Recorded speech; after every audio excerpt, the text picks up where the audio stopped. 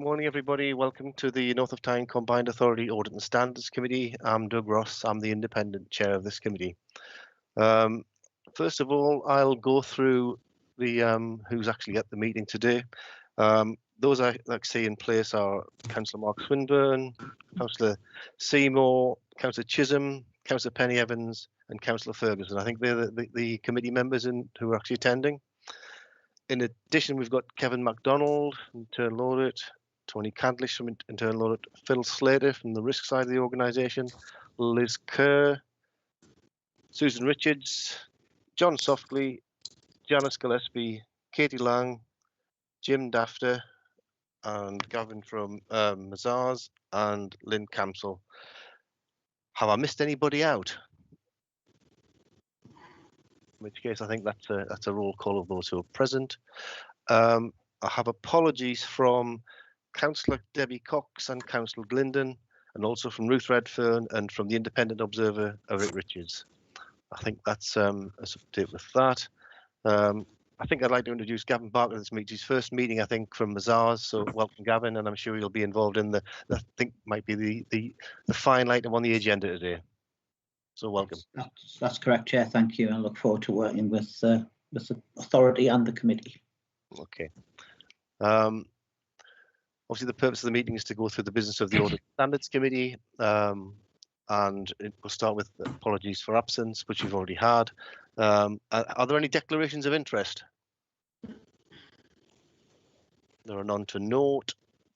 So can we go through the minutes of the last meeting, which was held on the 19th of January, and kind of go through them page by page, firstly for accuracy, and secondly for any items which are matters arising from them. Page 1, page 2.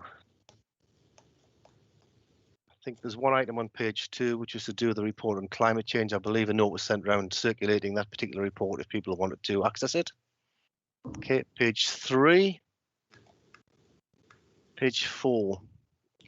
Chair, just a minor update on the item relating to the revised Model Code of Conduct, which was published by the LGA. It's just to say that all three constituent authorities are still considering their response to the proposed Model Code, and so we're not in a position as yet to bring a report back to this committee.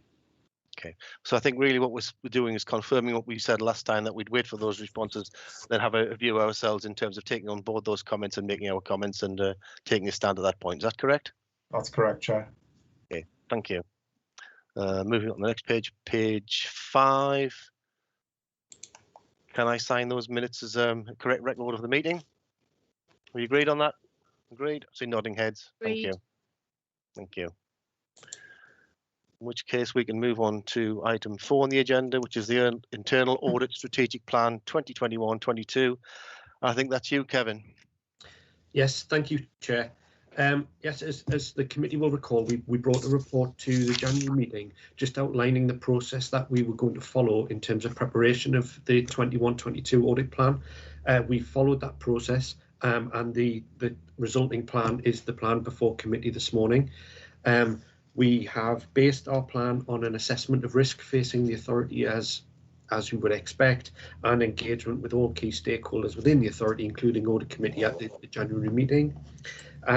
So the plan before committee today is a plan based on an assessment of risk facing the authority and where we believe internal audit can add value in terms of presenting that back to the authority and assure the committee of that work that we will do to add value back to the committee and managing its risks.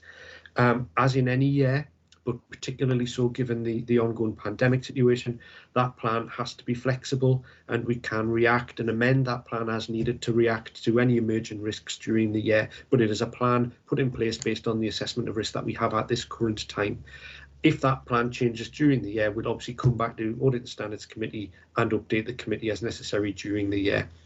But the plan in detail, Chair, is primarily in the table, which is on page 15 of the papers, and just outlines each area that it's proposed to cover during the year and a description of what those objectives of those pieces of work are. One thing I would just draw committee's attention to is something called programme assurance, which is a role which internal audit teams provide, which is a little bit different to the traditional internal audit review, which members will be aware of. Members are probably aware of the programme assurance role as well, whereby members of the audit team can actually work with the authority where changes to systems are being introduced or new systems to make sure that any weaknesses or controls can be added in as a system is implemented, rather than doing a look back at a later point in time, just so that everybody benefits and we minimise the risk wherever we can. That obviously means that we as internal audit have to make sure that we're independent, and the person that then who provides the audit review at a later date can't be the same person that's been involved early doors, but that's something that we manage internally within the team. But Chair, I wouldn't propose to go through the table or the report in any detail, but happy to take any questions from members. Thanks, Kevin. Any members got any questions or matters for clarification in terms of that report? Haven't seen any nodded head, so hands going up. Thanks, Kevin. A really comprehensive report. It's I think it points the way ahead in terms of the work we're doing. My only comment would be that obviously I've looked at the risk report, which comes later on, and of course you've got to work across both. And it seems to me that they do actually come together. Have you got any further comments on that, Kevin, as to how you've actually pulled those two items together? Thank you, Chair. I'm very glad that came across, which is brilliant. Obviously, the plan, as I said, the plan does need to be based on the risks facing the authority. And as part of the engagement in terms of pulling that plan together, we did review the risk register and speak with the risk owners as part of that engagement process to make sure that we were identifying any areas which were reflected in the risk registers, or even ones that weren't yet reflected on the risk registers, to make sure that we got a good picture of all of the risks which may or may not be facing the authority at any one time. So I think you're right, Chair. It was an observation that I'd seen, that I think the risk item which comes later on the agenda from Phil, hopefully there is a degree of correlation there which is visible to the members to see that actually some of those risks, the areas in the audit plan, do correlate across nicely. But again, happy if there are any other comments or questions, Chair. Any questions?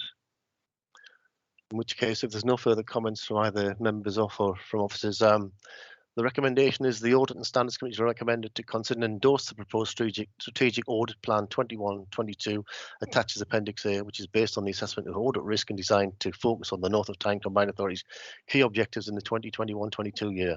Are we agreed? Agreed. Great, thank you. Thanks, Kevin.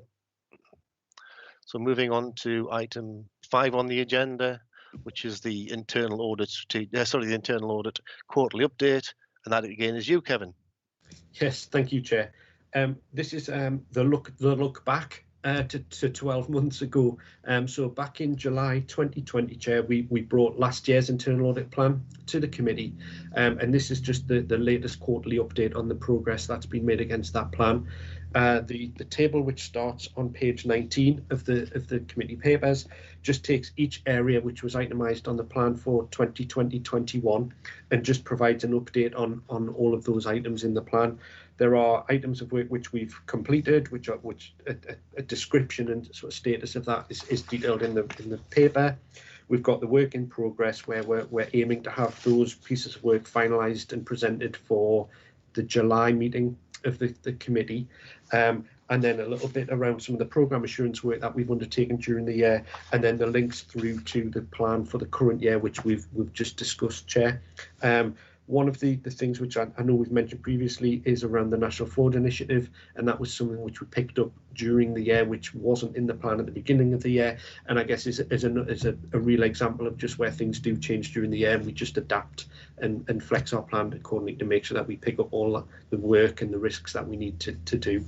But happy to take any questions again, Chair, should members have any questions. Any questions or comments from members of the committee?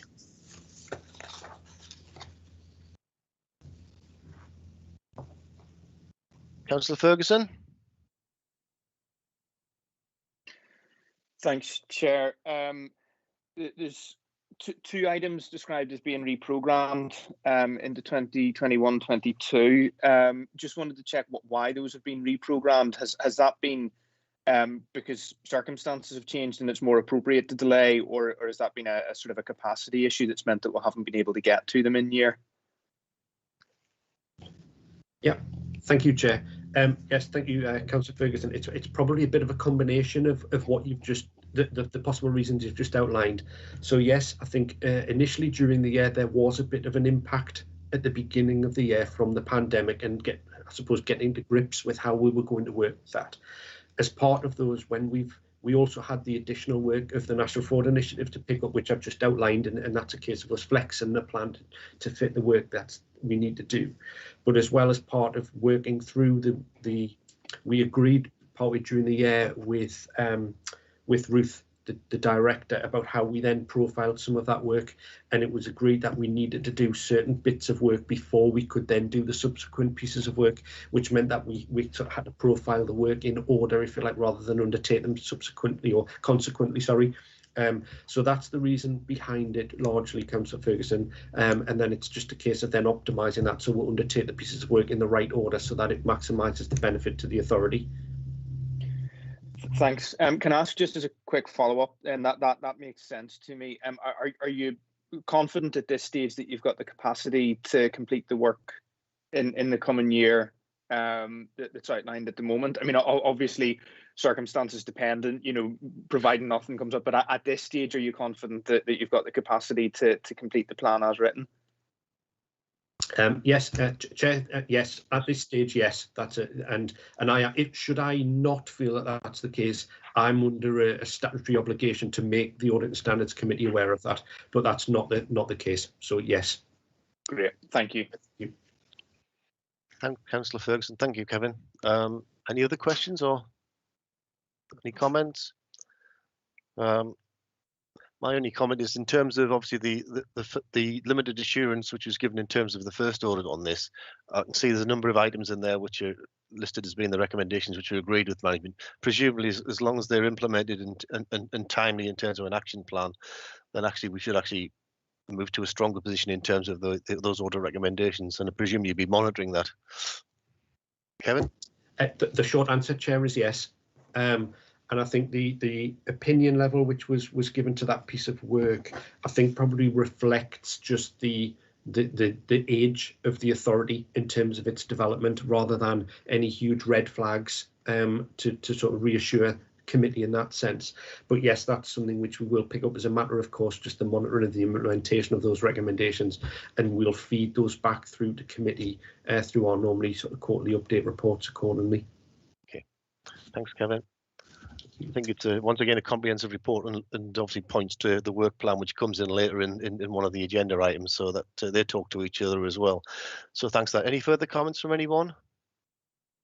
In which case I'll move to the recommendation, which is the ordinance. We simply ask to note that report. Can we note that report? Agreed, noted. Thanks, Kevin. In which case we can move on to agenda item 6, which is the proposed Audit and Standards Committee Work Programme 21-22, and that's yourself, Kevin, and this time John will perhaps be joining in as well in terms of putting what we've just seen in terms of an outline report in terms of more detail. Yeah. Yes, thank you, Chair. Yes, I'll certainly introduce the report and invite John to add any comments should John wish to. But essentially, Chair, this is an administrative report for the committee, just outlining the work programme or the intended work programme for the next 12 months of the committee, just taking each meeting of the committee and what the expected agenda items would be for that meeting.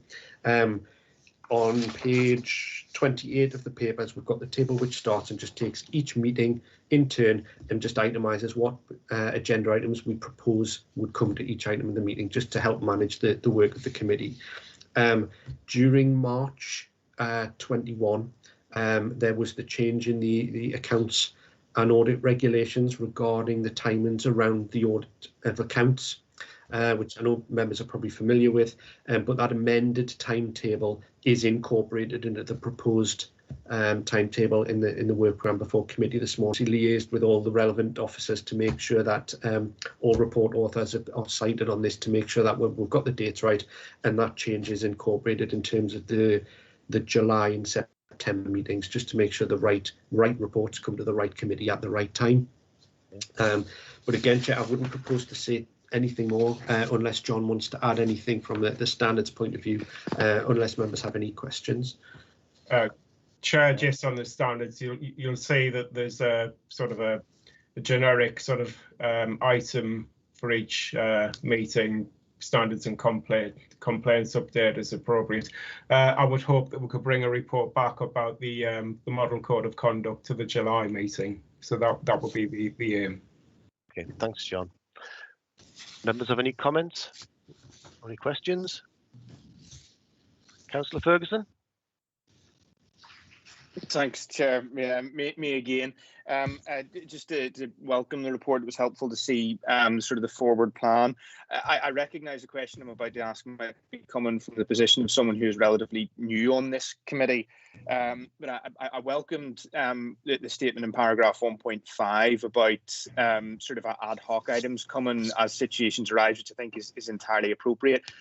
The question was really how we would identify those items and how they get added to the agenda. Is that coming from officers, members of this committee, yourself as the chair?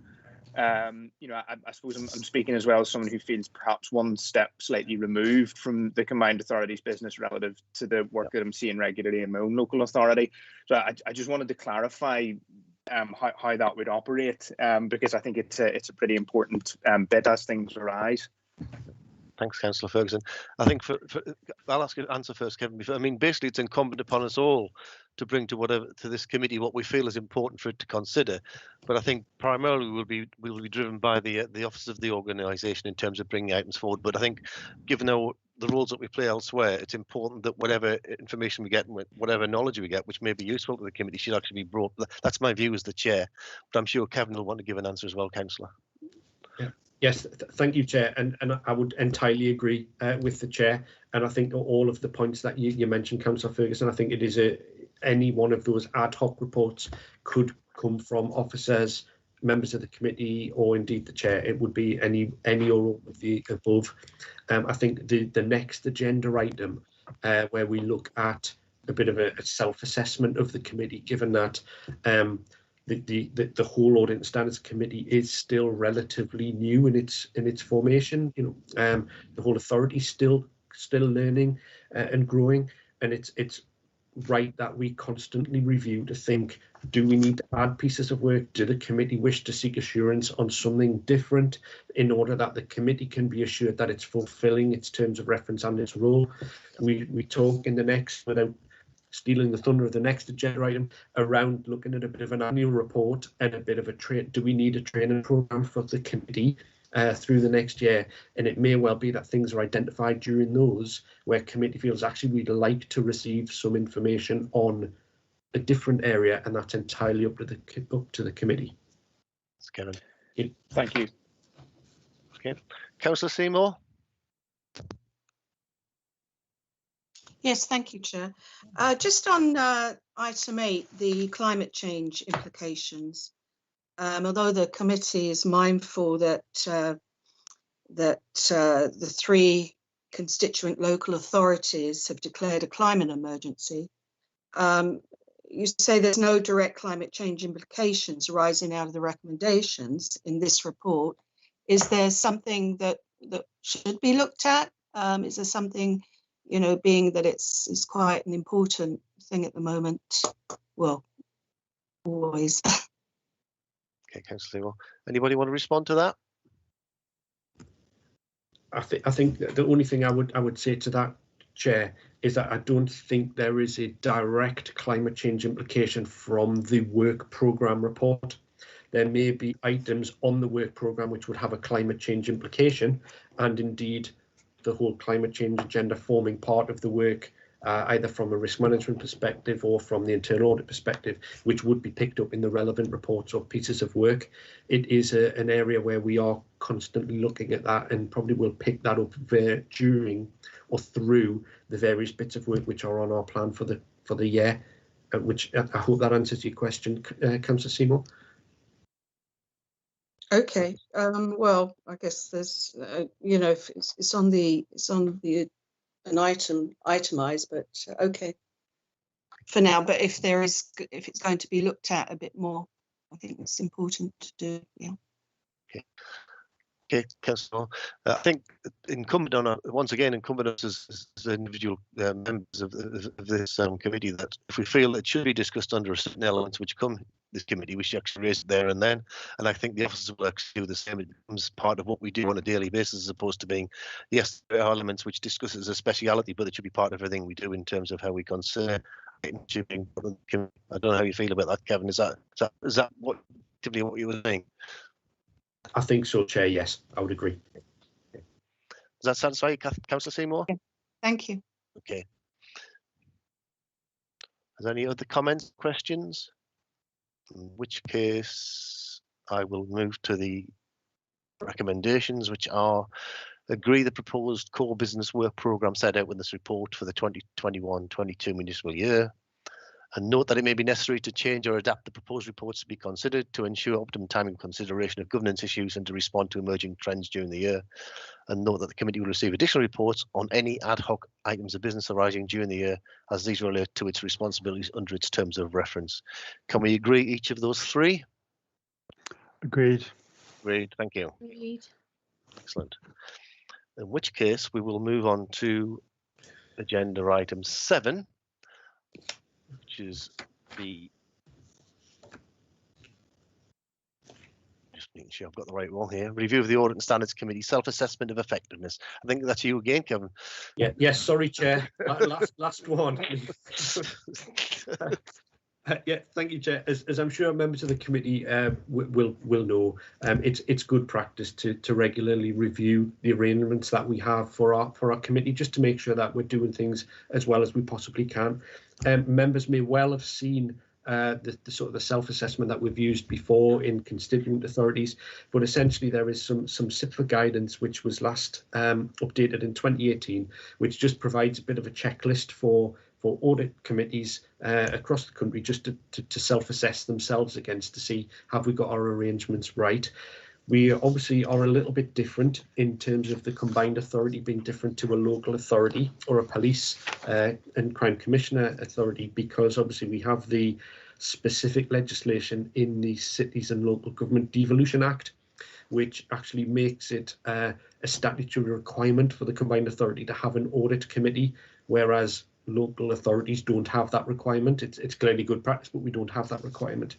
So we've taken the SIPFA guidance, the SIPFA good practice questions, and answered them as appropriate, acknowledging there will be some which aren't quite appropriate for the combined authority, and just filled that in the table, which starts on page 37 of the papers, just to run through a bit of an initial self-assessment on how we think, especially sort of given the relative youth of the Audit and Standards Committee and where we are in the development of the authority, just how we think it's going. So the guidance gives us a number of questions where we can answer yes, partly, or no. So we've completed the self-assessment to bring before the committee this morning, just to gauge members' feelings, the comments on that self-assessment. There are a couple of areas where we've answered partly or no.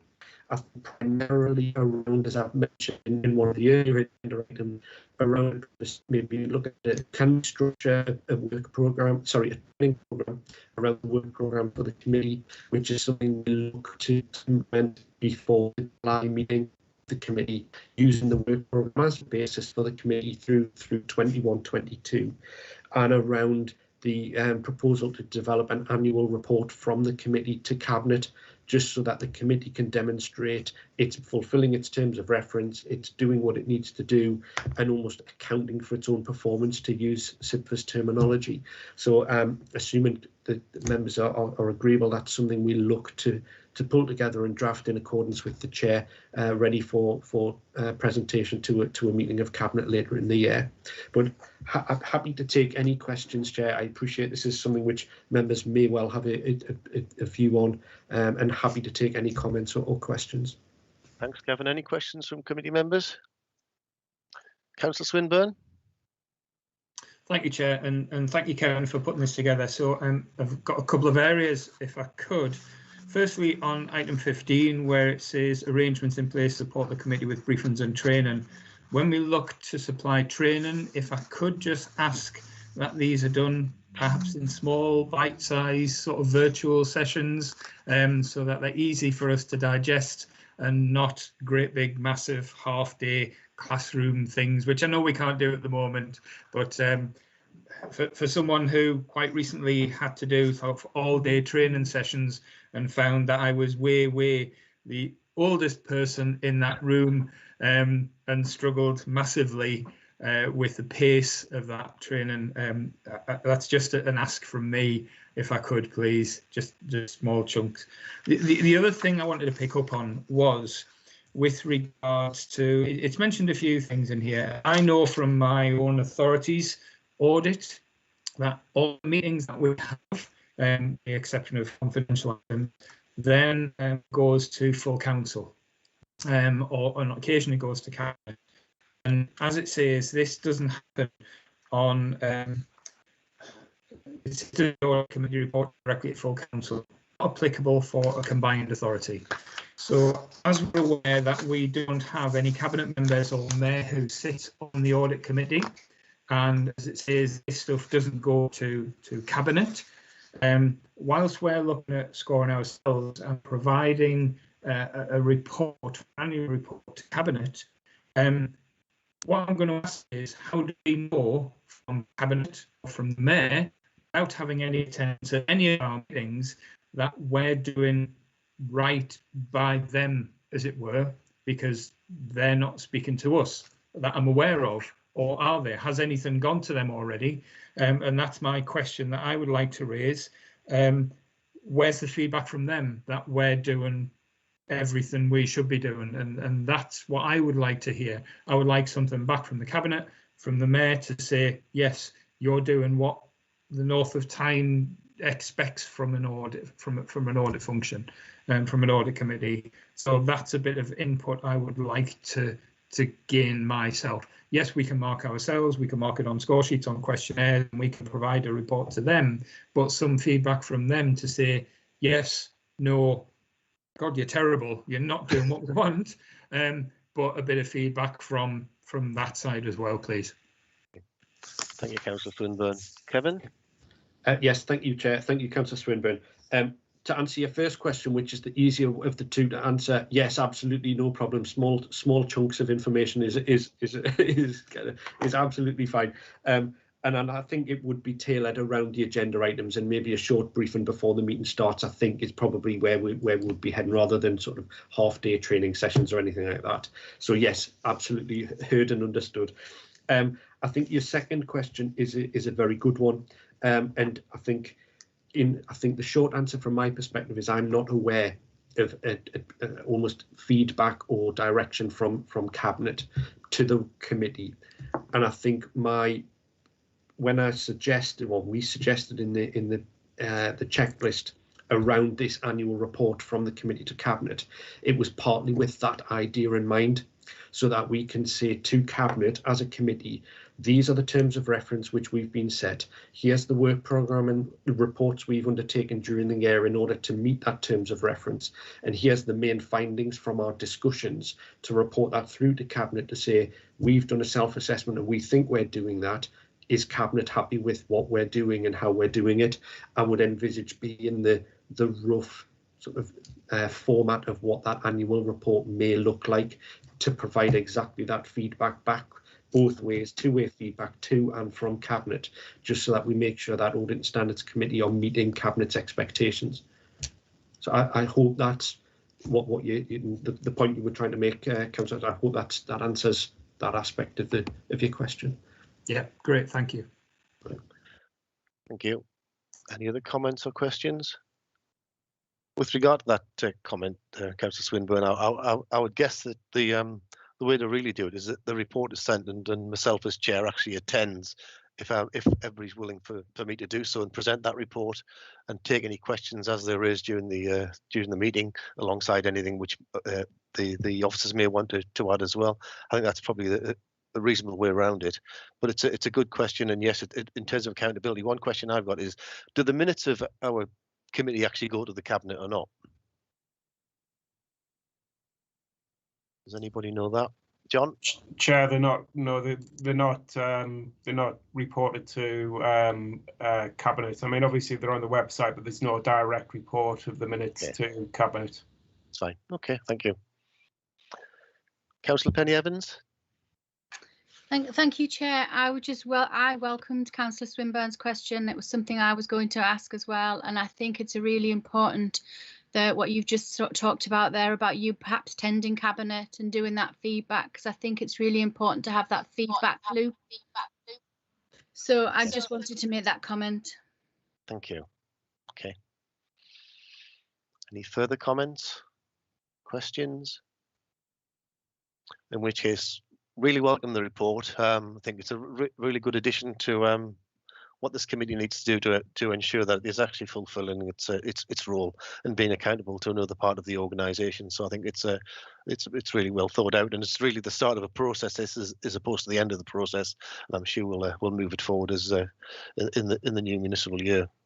So I'll move to the recommendations, which are to note the proposal to take a review of the effectiveness of the Combined Authorities Audit and Standards Committee arrangements during 21-22 based on the relevant legal requirements and SIP for good practice guidance. And B, to consider and endorse the initial self-assessment of Audit and Standards Committee arrangements attached as Annex A, and agree that the review of the effectiveness form the basis of an annual report from the committee, which will be prepared for presentation to Cabinet, demonstrating how the committee meets its terms of reference and providing a summary of the work of the committee during the year. Are we all agreed on those three recommendations? Agreed? Thank you. In which case, we'll move on to item 8 on the agenda, which is the Strategic Risk and Opportunities Register, and I think that's you, Phil. It is, yes, thank you, Chair. I think the key point to highlight in this risk register is the fact we've got a new risk. As you imagine, SLT, the senior leadership team, review the risks on a continual basis, and the impact of COVID and the EU-UK trade deal have come to the fore. We've seen them, they've been part of the risk register going forward, but it's been decided to pull these out into one risk. Chair, sorry, can I just interrupt, please? The internet stream's been dropped.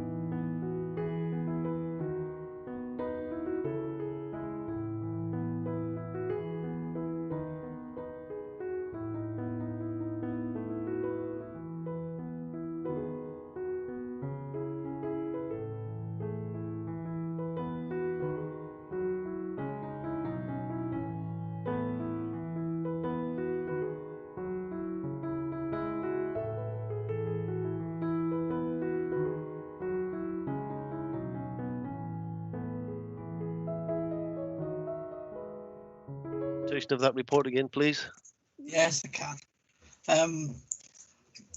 The senior leadership team obviously review the risks on a regular basis, and that's what we'll bring back to the committee. Since the last meeting, that review has taken place, and what you'll see now is a new risk about COVID and Brexit. Decided to put this as one risk rather than two, because there's a lot of crossover between the two. The impact of it is sort of the work plans caused by it, but it's difficult to sort of draw a line and say what's a COVID and what's a Brexit related risk. And to some extent, the controls and the milestones taking it forward actually cover both as well. So that's a new risk on the risk register. It's come in at risk red 12. We would hope as time moves forward that we try and get it to green as some of these things work their way through and that disruption caused by it is minimised. Beyond that risk, you see the risks you're familiar with, not a lot of change there. And you've also got the Joint Transport Committee and the LEP risks, which are very much there for your information, as things like the Joint Transport Committee have already been or will be going to their Audit Committee. Just a short summary, Chair, but I'll take any questions. Okay, thanks, Phil. Any questions from any members?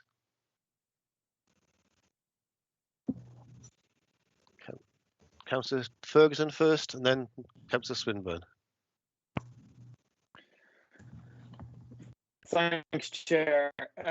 Just the new risk being added on COVID-19 and the EU-UK trade deal. I was curious why that was being presented as one risk, because those seem to me, although the impacts might be, in similar areas, ultimately they are two very, very different things, and surely would require different approaches in terms of risk control. So I was just curious why that was presented as one risk rather than being split out as two new risks. Phil? Yeah, I think, yes, I totally recognise the question, and I think there's a lot of logic in that split. But I think the view was very much around, it was hard to draw the line. So when you started sort of putting the various impacts, controls, milestones, all the rest of it together, it all looked very similar. So I think that was it. Well, there will almost be, as they're monitored going forward, as they can be split apart, there will be sort of monitored separately, but there's too much of a crossover almost to split it. I think, if you go to the organisations and the schemes, they're suffering from disruption generally, and COVID's a bit of that, and some of the new rules around Brexit are a bit of that, but ultimately they're suffering disruption. So that's really the right reason for it. It's just too almost difficult to split it out when actually it's disruption, and the things to put it, a lot of them are very similar. That makes sense, Phil. So you were splitting up a little bit on me just as you were giving the answer, but I think I got the thrust of what you were saying there. And if the measures that are being used to tackle the two things are largely the same, that kind of makes sense. Yeah. If we start to see a sort of a divergence in the circumstance, would you split them out or reform the risk over time, just as part of that ongoing monitoring? Yes, definitely. So I think you would hope in time both of them will come to terms with them, or will find new ways of working or whatever. But that could quite easily happen at a different pace. At which point you will see that the risk will be reviewed, and you may see two, you may see one drop off. But yeah, that option is definitely there going forward. Great, thank you. Councillor Swinburne. Thank you, Chair. One of my queries was on the same thing, to see, both of those, because I understand that they're both an economic matter, but to see the cause of them put together when they are a different cause, and hopefully we will see, as you say, one of them drop off. Hopefully we will see both of them drop off. But while the effects are the same, the cause is different. So let's see how that progresses. The second question I wanted to raise was on risk 2, the delivery of devolution. It has the first cause on this, macroeconomic shocks and national political instability. Could I just ask where the evidence is brought from with national political instability on that, for that still to remain on there on the risk cause, please? And the reason why I'm questioning this is, if you look on the international graphs on national political instability, the UK does not sort of feature as a country of national political instability. So I'm wondering why that's still is down as a risk cause? I think to some extent, that has, and I'll keep this under review. But I think it probably came in initially when there was issues of potential elections. We were having elections very regularly a few years ago, and I think that was probably the political instability that it was referring to. Now, yes, we're probably not quite in that space at the minute, so I'll take that back to the risk owner and ask them to review it. Okay, great. Thanks, Phil. Thank you. Thank you, Chair. Thank you.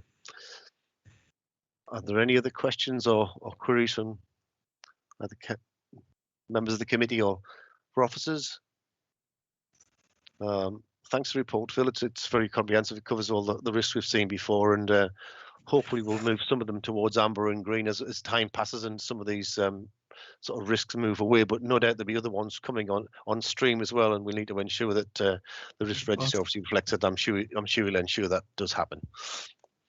So moving to the recommendations, we're recommended to acknowledge the new risk, which will monitor the impact of COVID-19 and the new EU-UK trade deal procedures on the authorities' delivery plans. But whilst acknowledging, I think it might not be in the minute, that those could actually be split at some time if we can identify which ones are relating to which implications and risks for the organisation.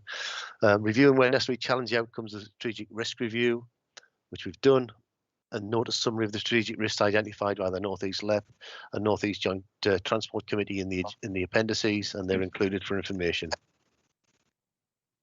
Can we agree all of those three recommendations?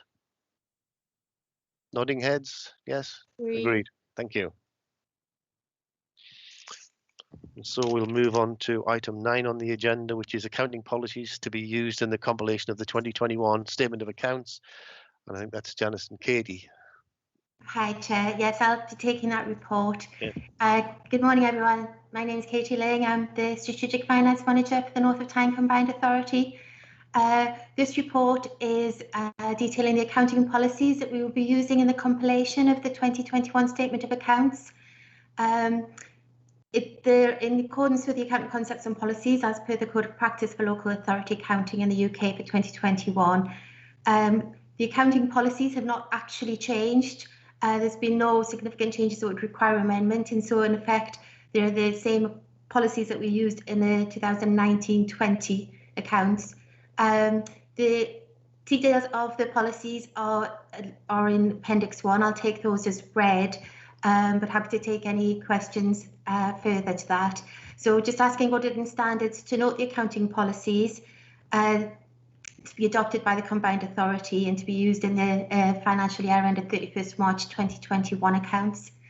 In addition, I would just like to take this opportunity as well to provide a bit of a verbal update in relation to the progress on the preparation of the annual accounts so far. In line with the Accounts and Audit Regulations for 2021, the account deadlines, I think previously mentioned by Kevin MacDonald in his report, have been revised. The deadline now being for the audit of accounts to be taken to be published by the 30th of September.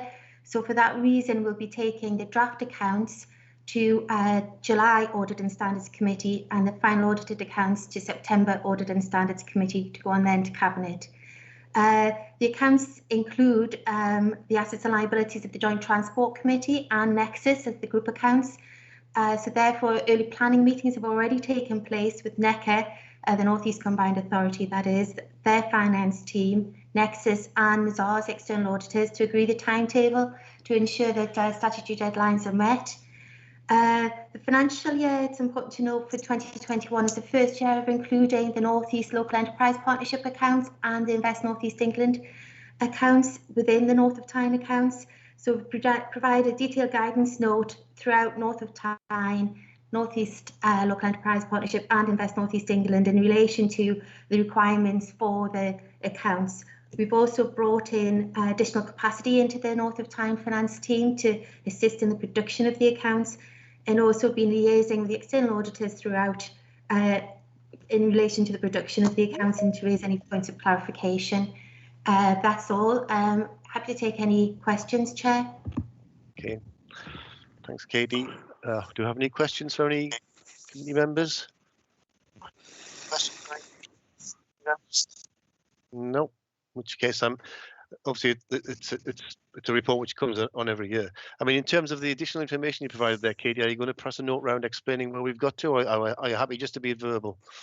No, I'll pass a note round after the meeting. Thank you, Chair. Just to update everyone again on what I was saying. Okay, thank you very much. Just so we've got it on record. That's all. That those are the revised dates and all the rest of the information in terms of how we're getting on. So that's great. So in terms of the recommendations, to note the accounting policies to be adopted by the combined authority and used to compile the accounts for the financial year ended 31st of March 2021, and to authorise the Chief Finance Officer to review the accounting policies as necessary and report changes to the Audit and Standards Committee. Are we agreed on both of those recommendations? Agreed. Thank you. Thank you. In which case, we will move on to item 10 on the agenda, which is the 2021 draft annual governance statement. And I think this is you again, Phil. Yes, it is. Thanks, Chair. Very much a draft. This is, you will see this document again with the accounts later in the year, but we'll bring it to you at an early stage so you get that sort of first sight on it. Followed a similar format to last year, although have updated it a bit. Last year, when we did the AGS, it was all really a full narrative document, where this year, in a part of it, where we're sort of reviewing the governance framework, we've got a grid in there with links. Should anyone ever want to review the AGS and see the evidence behind it, they can follow those links. And when it ultimately goes live in the accounts, there'll be links to things on the Combined Authorities website. So it's there if the public want to do it as well. We have started to gather the evidence to support the annual governance statement. We've got that from statutory officers, from the LEP, from Nexus, so that's fine. There's a couple of bits that will be finished as we move throughout the year. Things like the internal audit and external audit opinion we won't get until later in the year. What will become a new part of the document this year will be there's an exercise CIFA's requiring every local authority and combined authority to do, called the Financial Management Code. Work has started on that, but it's a self-assessment, and the results of that will be held within the annual governance statement when it's completed. And again, that's a sort of CIFA requirement, and it's across all local authorities and combined authorities. And work has begun on it, which is a little bit of a typo on the report. We weren't sure at the point of it, but yeah, it has begun. That's a summary, Chair. I'll take any questions. Any questions from committee members? No, obviously, it's an important document that has to be signed off at the end of the year in any event, including myself. So obviously, it's important that we read the draft. And I guess if there's any comments to make after this meeting, people can make them to you, Phil, if they wish to. Absolutely, yes. This is a draft document, till the draft accounts are done, so till July really. So, and we will revise it as well if things happen in the next few months that require it to be revised. Okay. So without further ado, then we'll just move to the recommendations, which are our committees recommended to consider the attached first draft. We note that it is a first draft of the NTCA 2021 annual governance statement, Appendix A, and comment on its content, which I think we're happy as it stands, but we'll obviously note any changes as they go. Acknowledging the activity underway to prepare for the introduction of the new Financial Management Code, which is highlighted in section 14 of the statement. And to B, acknowledge that the statement will be kept under review and amended and necessary should any weaknesses come to light before the committee receive a further draft at its meeting in July and up to the date of final approval of the NTCA financial statements. Are we agree with both those recommendations? Great, thank you. In which case we will move on to item 11, which of the agenda, which is the external audit annual strategy memorandum. And I think Jim, after that's probably you going to present that, or perhaps Gavin is. I'm not sure. It's me, Chair. Hi. Just to introduce myself again, my name's Gavin Barker. I'm a director with Mazars, and I've just replaced Cameron Waddle as the engagement lead for your audit, and 2021 is my first year as the engagement lead. Jim's on the call. I'm going to briefly present the audit strategy memorandum. Jim's available to help with questions afterwards. I'm going to make reference to pages within the report as I briefly go through it. So the first page I wanted to draw your attention to was our engagement and responsibility summary, which is on page 123 of your packs. When we talk about our responsibilities, I also like to talk about your responsibilities. So if we can just sort of make it really clear that the primary responsibility for everything to do with the authority and its arrangements rests with management and those charged with governance, which is the Cabinet in this case. And what we're required to do, the key areas of work are the audit opinion that we give on the financial statements and the work that we carry out on value for money arrangements to secure economy, efficiency and effectiveness in the use of resources. And there's been some changes in that area, and I'll mention those later in this brief presentation. So just covering the financial statements first, and the work that we do on the financial statements, I'd like to turn to page 128, which is the quadrant diagram which we use to set out the timetable of the audit. It's probably familiar with you from previous years. So at the moment, we've completed the planning stage of our work, which has led to the production of this plan.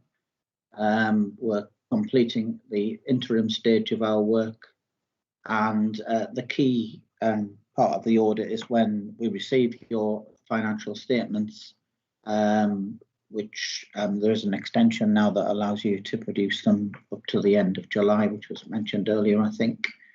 And then completion, where we've reflected in there completion by the end of September 2021, which is in accordance with the timetable, the revised timetable.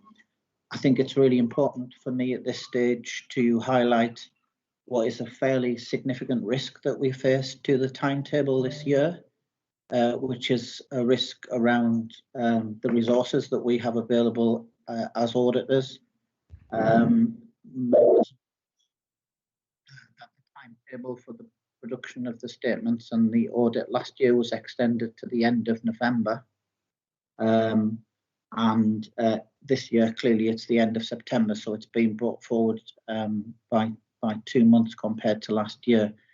What members may not be aware of, that only 45% of audits were completed by that end of November deadline. So our firm, in common with all of the audit firms, are struggling with backlogs of work, because there are still a substantial number of 2019-20 audits that haven't yet been completed.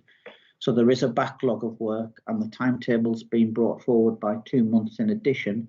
And on top of that, in our Newcastle office, we have some fairly severe recruitment and retention problems that have presented themselves recently. We've lost a number of key members of staff who was sort of actively recruiting to replace, but we do have a resource shortage at the moment. So although we are planning on the basis of completion by the end of September, there is some risk to that. And if that risk sort of becomes a reality, we'll clearly update officers on that and this committee in due course. But I think it's important for us to be open and honest about this. The problems that we face, they're not problems that I've experienced previously as an auditor, where we don't have sufficient resources to meet the timetable as currently set out. The other things I'd like to mention around the audit that we do undertake on the financial statements are briefly to mention the significant audit risks that we've identified and that are reflected in our plan. When we talk about significant risks, we're not talking about any suspicion or any sort of fears over the arrangements that you might have in place.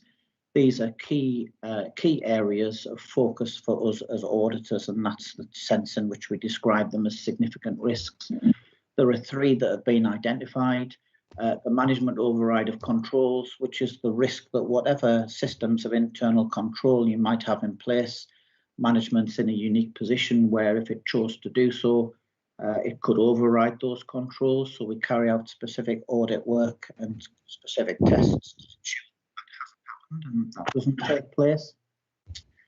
And the next significant risk is around revenue recognition, and we've particularly highlighted that in relation to Tyne Tunnel toll income and grant income, and that'll be a particular focus of our audit work as well.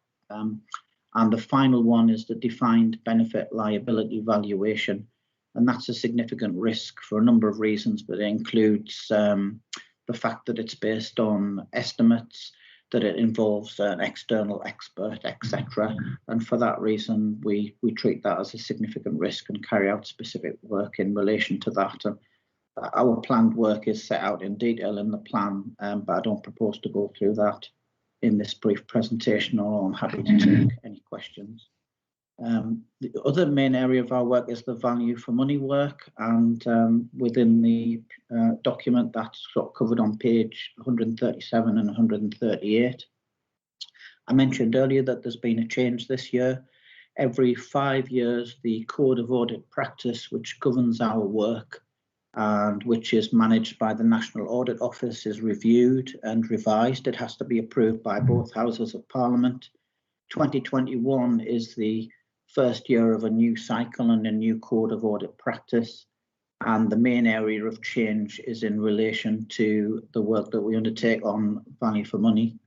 There are some similarities with the previous work that we've undertaken in terms of the scope of the work, so we continue to look at financial sustainability as a key area and governance, but the third reporting criteria has been sort of clarified and enhanced, and this is about, it's described as improving economy, efficiency and effectiveness, and it's about how the authority uses information about its costs and performance to improve the way it manages and delivers its services. So it's a performance management criteria, which is much clearer than was the case under the previous set of criteria. Another major change is that we won't be giving a what's been described as a binary conclusion. Either you get an unqualified conclusion or a qualified conclusion on your arrangements. It's going to be very much down to a commentary on your arrangements. That's going to be the output.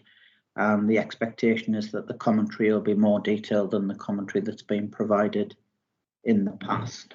And that commentary will be provided in a new report, the annual auditors, or the auditor's annual report, and the annual audit letter in its previous form disappears under the new code.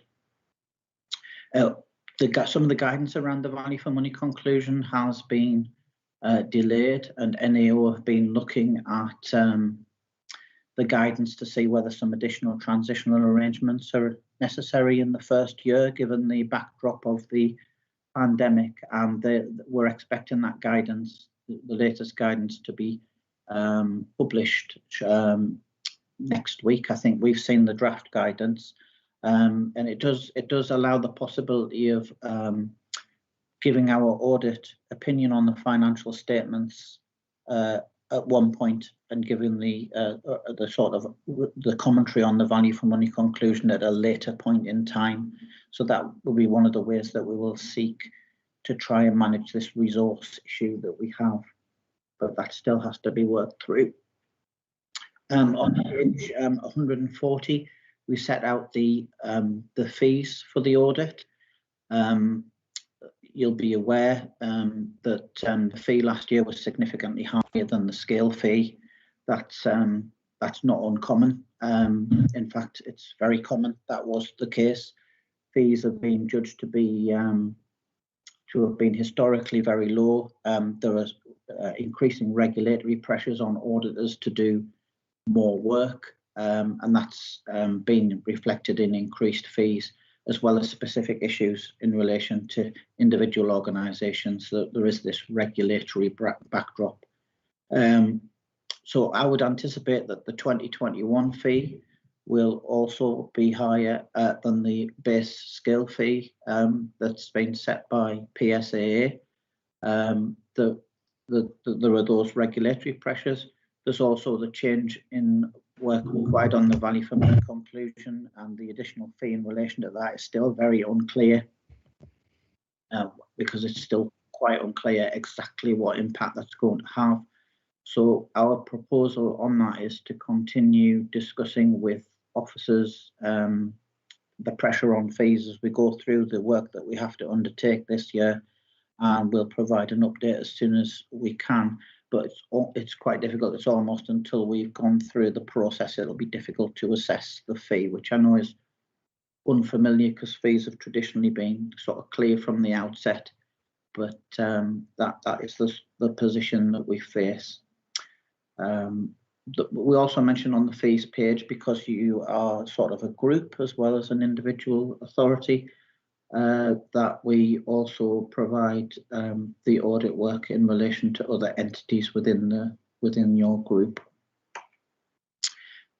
Two more things that I wanted to mention. The first of them is on page 142. We talk about the importance of our independence. We hold our independence. It's a precious thing to us. It's really important. We want to carry out our work with integrity, objectivity, and independence, and we're continually assessing any threats to our independence, and we haven't identified any threats in the case of your audit. And the final thing I wanted to mention was materiality. We don't give absolute assurance when we give the opinion on the financial statements. We give assurance around the statements being materially financial correct, and pages 144 and 145 explain our approach to materiality. It hasn't changed from previous years. It sets out there the overall materiality levels and the other materiality levels that guide our work. I don't propose to go through that in detail, but again, I would be happy to respond to any questions that members might have. So those are the only things that I particularly wanted to draw your attention to, but I'm quite happy to listen to any comments you have and see any questions that you might have. So thank you for listening. Okay, Gavin, thank you very much. Any comments or questions from committee members? Councillor Swinburne. Thank you, Chair. I just have the one question, if I could, and that relates to page 134 on the significant risks. With regards to revenue recognition, it relates to cut-off considerations for time tunnel toll income, given the cash nature of the receipts. Is this in relation to physical cash? Because I'm aware of the changes with regards to time tunnel process, so that may not be relevant in the future. So I just wanted to check if this was in relation to actual physical cash at the time tunnel. Yeah, to be honest, it's not purely the cash. It's all the time tunnel toll income. So it's making sure that the income received is recognised in the correct year. So what we do when we carry out the sort of testing around cut-off is we test income either side of the year end and ensure it's been accounted for in the correct period, because that is an area where potentially accounts could be manipulated by putting income into the incorrect period. We don't sort of suspect that that's the case, but we remain sceptical at all times, and that's why we carry out that testing to make sure income's been accounted for in the correct accounting period. Okay, thanks. It was just with it saying about cash nature, it just led us to believe that it was in relation to cash handling on the actual physical time tunnel part, and so there's just a bit of confusion there. So I think Jim wants to add something on that. Does, yeah.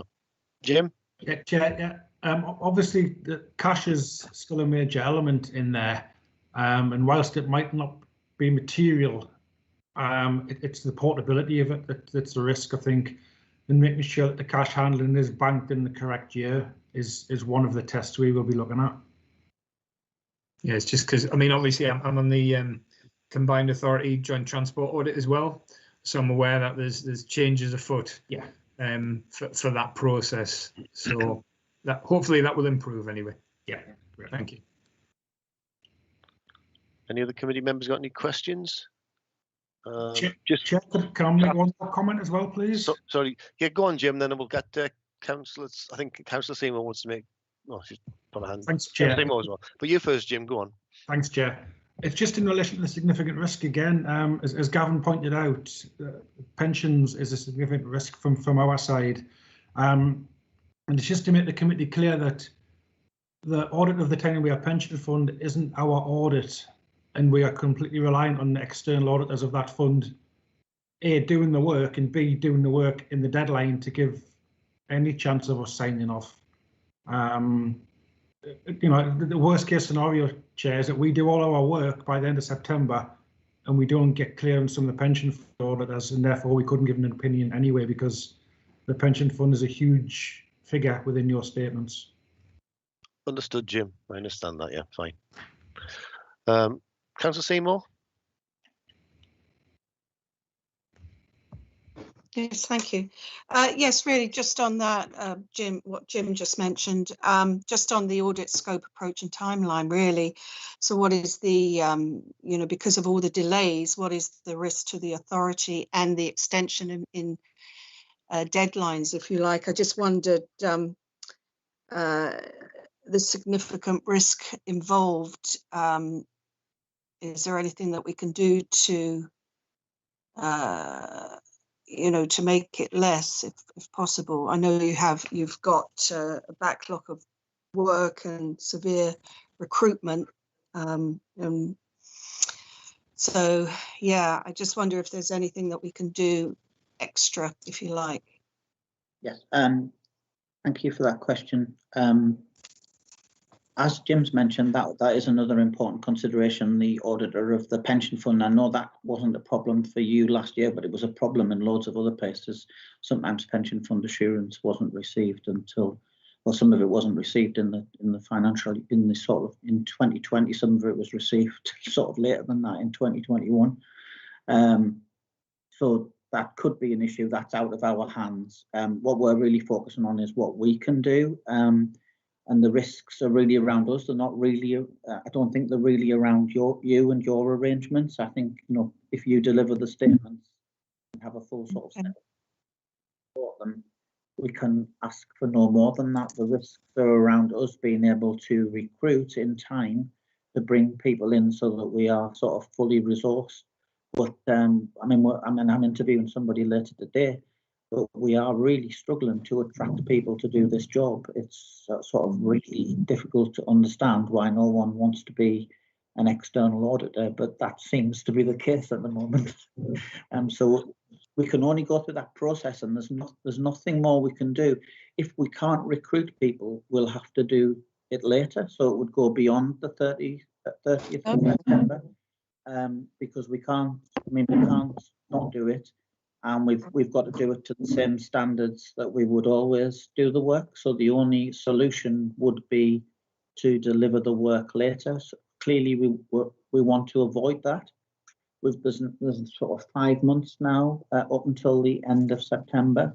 We are actively recruiting. There is time to bring people in, but we're talking about sort of needing to recruit 5 assistant managers. That's a significant proportion of our staff. We've lost 5 people recently. I suppose other companies are finding going through the same thing. As so really it's not a risk to the authority, the fact that it's going to be delayed. No. Okay. And there are no consequences for the authority other than that timetable hasn't been met. If the work wasn't to be delivered by the end of September, the authority is required to sort of state that on its website and the reasons for the delay, which would down to us, and then to publish the statements as soon as the audit can be completed and signed off.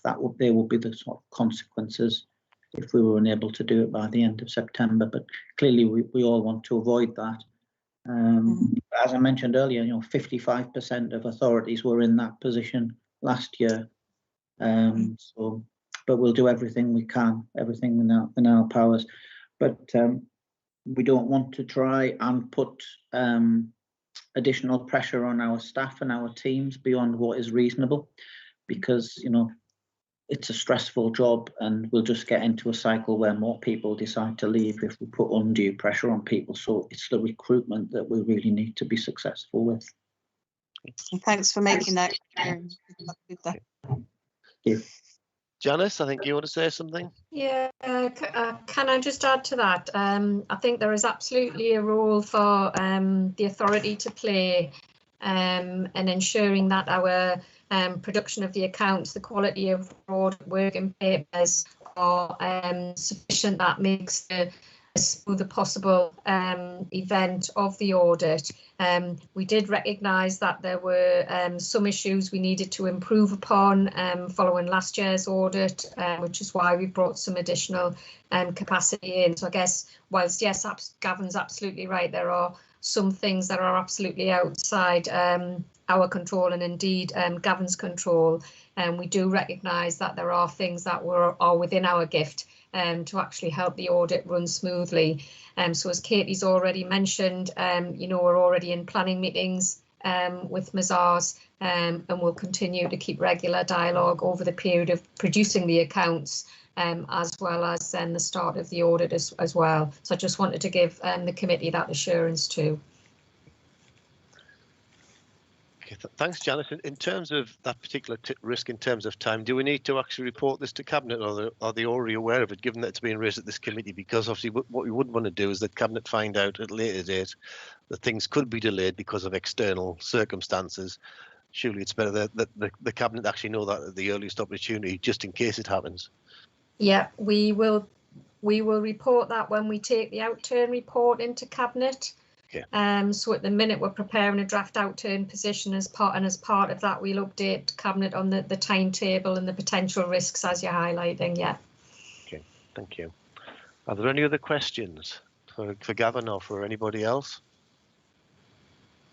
In which case, Gavin, thanks for that presentation. Thank you for your honesty and in terms of the risks that we do face going forward, including the time risk. In which case, we're simply asked to note that report. Can we note that report? Is that agreed? Great, thank you.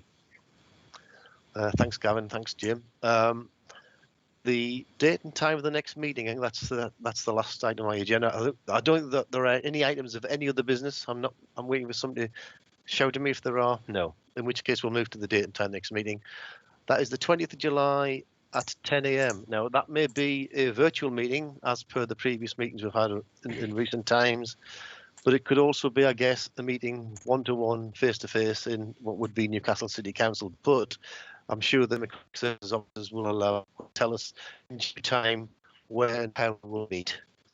So with no further ado, I'd like to thank all members and indeed officers for their attendance here, their participation. And I look forward to seeing you at the next meeting. The live stream is now shut down, and hopefully everybody will now log out of this particular meeting. Thank you for your attendance. Great. Thank you. Chair. Thanks. Thank you, Chair.